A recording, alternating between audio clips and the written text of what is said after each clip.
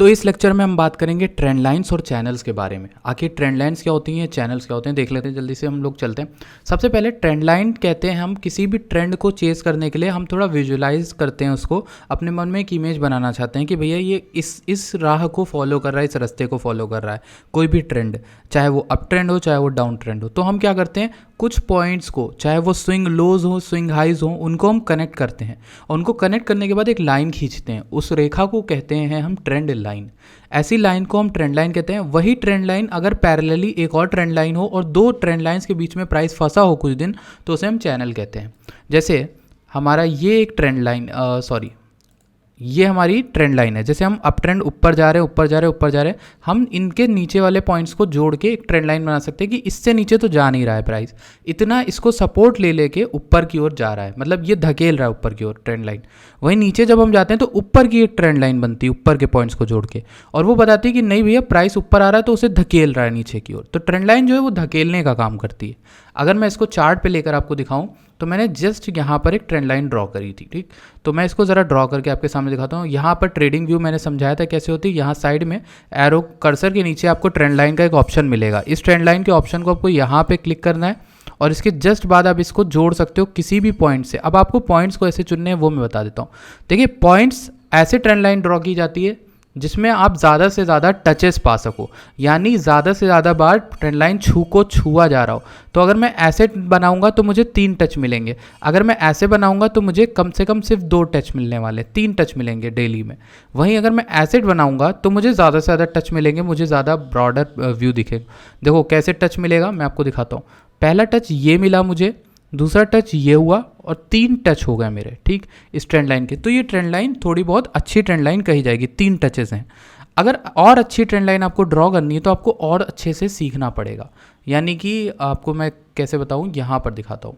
Let's see, अगर हम जाते हैं यहाँ पर 15 मिनट के टाइम फ्रेम में और कोई छोटा सा यहाँ पर ढूंढते हैं अपना ट्रेंड को पकड़ने के लिए, ताकि हम ट्रेंड को पकड़ सकें।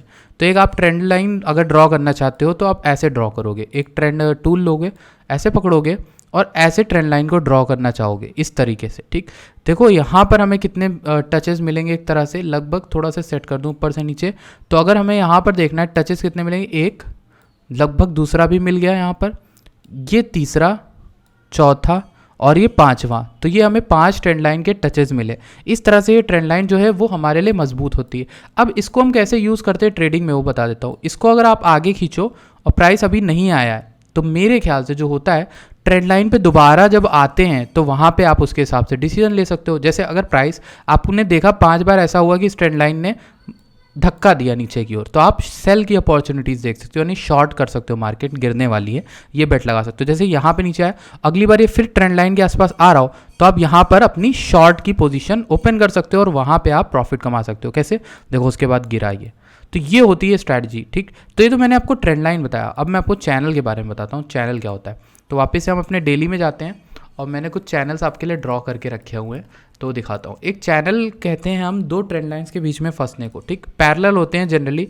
तो 2 ट्रेंड लाइन ऊपर की ओर भी ड्रॉ की, नीचे की ओर ड्रॉ की, और हमने देखा कि जो टचेस हैं वो, एक हमें यहाँ पे अच्छा प्राइस एक्शन देखने को मिला शॉर्टर टाइम फ्रेम में, दूसरा, ठीक, और नीचे हमें ज़्यादा मिले, 1 2 3 4 5 6, ठीक, और ये थोड़ा सा रह गया नीचे, इसको हम नहीं मानेंगे। तो 6 टचेस तो हमें नीचे के मिले, तो हमें एक चैनल मिला, 1 2, इसके बीच में प्राइस फंसा हुआ है, ठीक। तो दोबारा आने पे आप शॉर्ट करते, लेकिन यहाँ पर आप ऐसे लगाते तो भी आप बच पाते।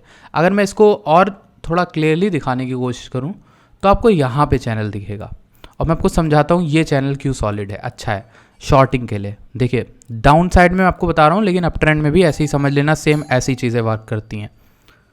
तो आप क्या करोगे, ये देखो चैनल ने क्या किया, सबसे पहले प्राइस ने यहाँ से रिजेक्ट हुआ, तो हमने नहीं पता था कि चैनल जैसी कोई चीज़ है। नीचे आया, फिर से इसने टच किया इसी चीज़ को, तो हमने दूसरा टच देखा यहाँ पर, ठीक, और फिर से इसने तीसरी बार यहाँ पर टच किया, फिर हमने तीसरा टच देखा, हमने वेट किया, हमने कहा 3 बार तो भैया इसने दे दिया।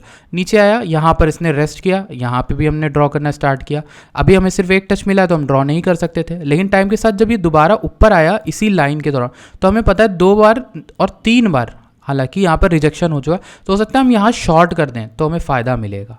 अगर हम शॉर्ट करते तो हमें फ़ायदा मिले शायद, क्योंकि 3 बार इसी लाइन को ये तोड़ा नहीं है, इससे धक्का खा के नीचे आया है। तो ये सकता है इस बार धक्का दे, देखो आपका प्रॉफिट हुआ होता। जब धक्का खा के नीचे आएगा तो हो सकता है ये नीचे फिर इस लाइन को ड्रॉ करे। अब हमें पता नहीं था, नीचे की हमने लाइन नहीं ड्रॉ की, लेकिन दोबारा में जब आया तो लगभग वहीं पर 2-3 बार इसने यहीं पर सपोर्ट लिया। तो अब हम क्या कर सकते हैं, अब हम मौका देख सकते हैं कि जब ये अगली बार इसी ट्रेंड लाइन को यहाँ पर आएगा टच करने, तो हम वहाँ पर शॉर्ट की अपॉर्चुनिटी देखेंगे, और दोबारा नीचे जब इस ट्रेंड लाइन को कहीं पे सपोर्ट करने आएगा तो उस तरीके से हम वहाँ पे लॉन्ग कर सकते हैं। तो इस तरह से अपॉर्चुनिटीज़ ट्रेंड लाइन और चैनल से देखी जाती है। अब मैं चैनल बता देता हूँ किस तरह से होता है। असेंडिंग चैनल इस तरह का होता है जब अप ट्रेंड में ड्रॉ करते हैं हम, ठीक। डिसेंडिंग चैनल जो अभी मैंने आपको दिखाया नीचे जाते हुए हम ड्रॉ करते हैं। हॉरिजॉन्टल चैनल ऐसा साइडवेज होता है तो उसको वैसे ड्रॉ करते हैं, ठीक।